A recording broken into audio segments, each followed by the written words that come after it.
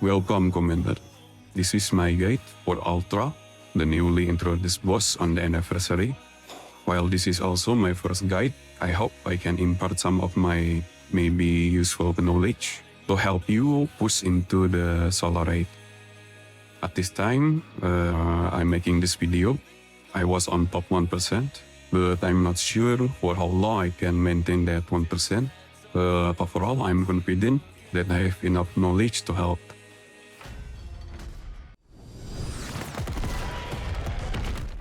Now, for the Ultra skills, we have like around 6 skills. So, on the screen, I've prepared the list, so we can run through them one by one and see what they do. We will start with the first one, the toxic bullets. So, on the bottom, you can see a red exclamation mark on the red hood. This indicating that she will be targeted by the skill.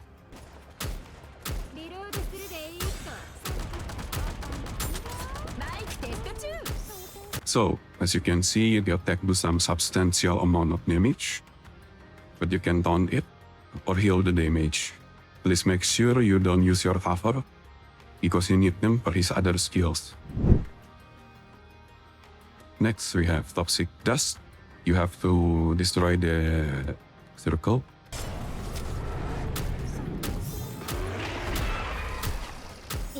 The skill have long wind-up animation, so make sure to take your time.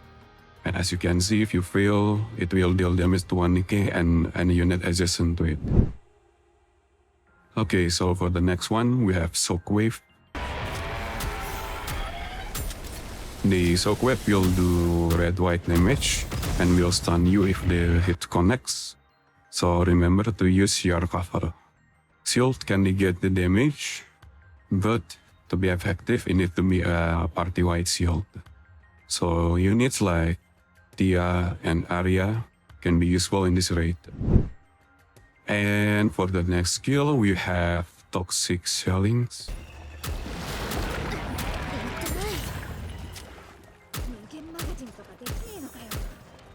As you can see, this attack is one reason why you want your cover to be very healthy.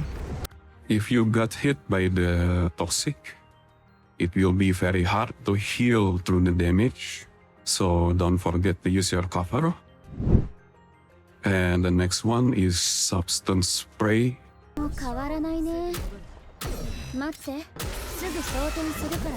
This is the enrich if you fail, so this don't fail.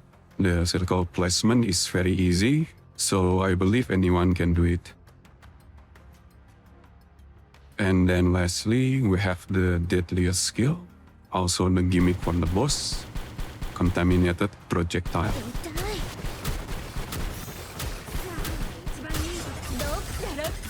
The attack projectile will inflict both damage and damage over time when NIKKE hits, and the barrage won't stop until you destroy both of the toxic chambers. In this STRAT section, I will explain how to correctly destroy the chambers.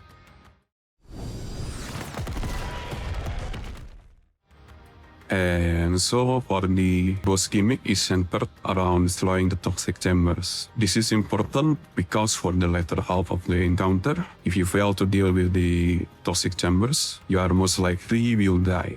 In the previous section, I did mention that you need to destroy it correctly, and what I mean by that is you need to destroy them on one exact timing.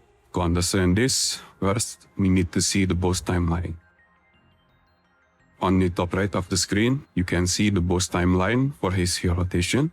Also, you can see after his first sand or substance skill, he will regenerate any destroyed chambers at 105. And then start using the projectile at 5-1. So, if you don't have enough damage, you need to whittle down both of his chambers before 0-1-5. But don't destroy any of the chambers or it will regenerate back to full health. You can safely destroy it after 0-1-5.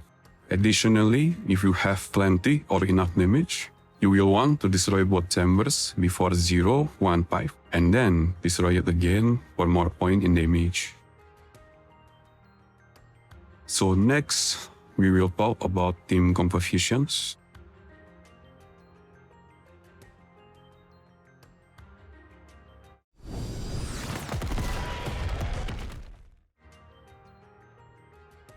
And now let's talk about team composition.